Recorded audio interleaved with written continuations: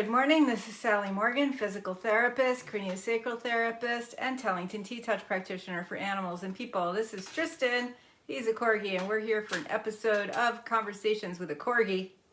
Corgi? He's been busy. He did an online 2-day training with Linda Tellington this weekend, and then we had an hour and 20-minute Corgi meeting last night. So he's been online a lot. I need to buy him some blue light glasses. Anyway, today we're going to talk about the most obvious thing, which is herding dogs in the White House. How lucky are we as Corgis to have some of our relatives, the German Shepherds, moving into the White House. This is so exciting for all the herding breeds to have some of their fellow species in the White House. So we have 2 dogs there that are German Shepherds that the Bidens have. One is Champ. He's about 10 or 12 years old, and he apparently is enjoying his dog bed by the fireplace. Oh, just like my mom's dog used to. And really settling in. He was purchased when Biden became a vice president. So he's a very big, lovely dog. I mean, anybody who has Corgis or German Shepherds will appreciate the amount of hair these dogs make and the amount of grooming they need. Surely takes somebody that really loves them and has a huge appreciation for the breed. And I must say, when I'm in Maryland at the World of Pets Expo, which we did not have this year because of COVID, I see so many gorgeous German Shepherds. They seem to be really popular down in that whole capital area, and well cared for too. So our second first dog is a guy named Champ. He has the reputation of being the first shelter dog in the White House, and he was born and raised by a foster family as a little pupster before he went to the shelter. And apparently there was another first dog years ago that was found wandering about in a gas station. That was a first rescue dog, but this is a shelter dog who actually came from a shelter.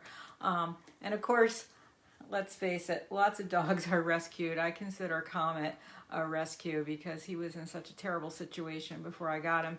Anyway, so really so happy to have dogs in the White House again, and their hair will be there, dare I say, for a long time after them. They've been scampering about on the lawn, and it just brings a whole new level of personal connection for people to have pets in the White House or anywhere. The superintendent of the school having a pet makes people happier. And apparently Dr. Biden is thinking of getting a cat. Now, anybody who has herding dogs knows that you have 2 kinds of cats that can live with this situation. A very fast cat or a cat that is very brave and will stand his ground, because a 2-year-old German Shepherd may not be so different than a lot of Corgis who thinks the cat is his personal toy to chase around. Or if the cat's brave, we all have to watch out and make sure that cat's not swatting anybody in the nose. So it would be nice for the cat-loving people in the world. I don't think we've had a cat in the White House since Socks, that little tuxedo cat that was there with the Clintons. So it'd be great. And of course, don't we all love a pony in the White House? Haven't had that in a long time, and I think the Bidens are not likely to have a pony in the White House. But we all remember Macaroni, the Kennedy pony that used to come and visit at the White House, little pinto pony. So great news for the herding dogs to have one of their cohorts down there at the Capitol. And it just is a whole new thing for dogs. Apparently they have Instagram, Twitter, Facebook followings.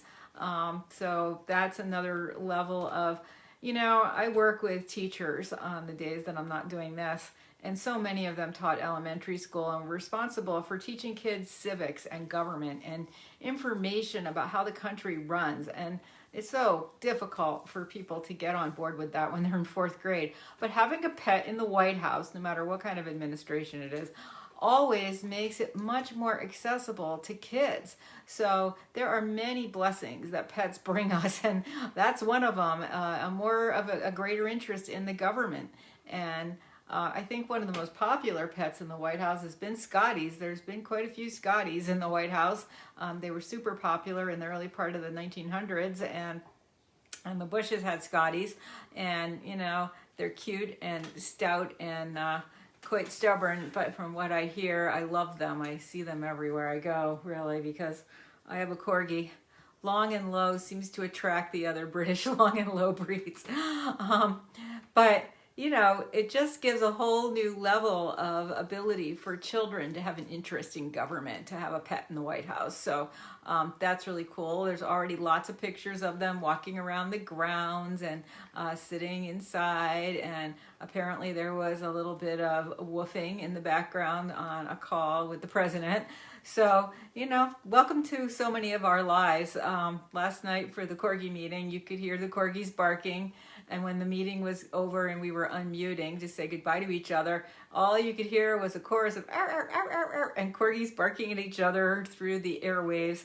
And anybody who's had a particular kind of dog, like I've had Corgis, I know a Corgi bark from a mile away, and it's so fun to listen to all of them barking when our meeting was over as we're saying goodbye. So are the Corgis, right, Biscuit? So let's party for the herders in the White House, herders in the big house, right, Piss? And enjoy the time you have with your dogs and all the many blessings that they give us. As you can see out the window here, we've had a lot of snow yesterday, like 5 inches. A bunch of it melted and it was only like 36 degrees. This is a reflection of the greater sun angle we have now, just a month after the sun being at the lowest, December 21st, it makes such a huge difference. I mean, we're already light till like 5 o'clock, which is a miracle. I know people in the South, it's light there till like 6 in the winter. I can't even fathom what that's not like. Of course, it's dark longer in the morning too for them than it is here. But, it's pretty exciting that it's getting lighter. Of course, like so many parts of the country, we have very, very cold weather coming in for the next couple of days, and that's when this little herding dog will be very happy to have that extra layer of coat on him, because it is really supposed to be just bitter cold here. Wind chills like well below 0.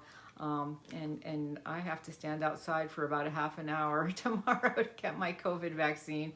Oh, I'll be cold. I'll be coming home freezing. So everybody have a great day. Celebrate the new pets in the White House. Or the pets in your house every day, because they give us so many blessings, don't they, Tristan? He says, yeah, I'm a good conversationalist, among other things. So everybody have a good day. I think next week we're back on Tuesday because I'm at my educator job Monday and Wednesday, and then my car, which was supposed to be in the shop today, is actually going in next week. Interestingly enough, during COVID, my car guy's telling me that every car shop is just like round the clock busy. I think it's because people are home, and so they're able to drop their car off and not need it, and just leave it there a couple days if they're not leaving the house. And so any kind of long-term maintenance you need, or just a big fix-up or something you were putting off, everybody's getting it done to their cars now. So everybody have a great day, stay warm, and we'll see you next week.